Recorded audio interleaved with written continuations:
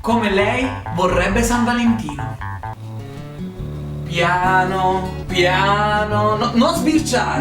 Non sbircio. Non sbirciare, vai avanti, ok? Ferma lì, ferma. E... voi là. Amore, ma è bellissimo! Ma hai fatto tutto questo per me? Tutto per te, Vico. Amore, mi sento come se fossi una principessa! Lo so, ma non è finita qui. Ah no? No? Buon San Valentino, piccola.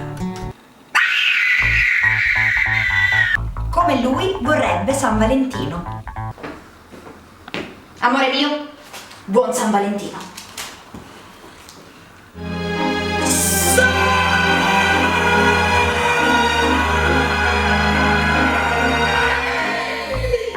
Come lo vorrebbero tutti.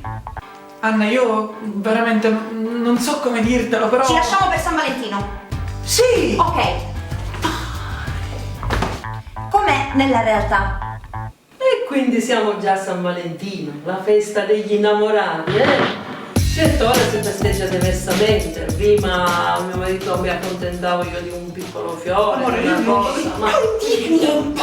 Non dire niente! Era da sola, io non volevo lasciarla a casa senza nessuno stasera. Signora, arrivederci! Fate le mani. Sì, buon San Valentino, signora, salve! Amore, sei arrabbiata con me? No, amore, sarà per il prossimo anno.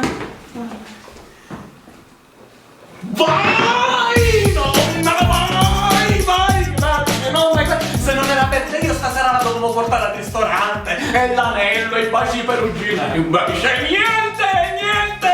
Vai, partitela di burraco, vai! Burraco è una malattia terribile che ha mia nonna, amore. A casa siamo disperati, amore, disperati. Complimenti! Complimenti alla nonna e al nipote! Tu fai schifo! Amore, aspetta. Vabbè,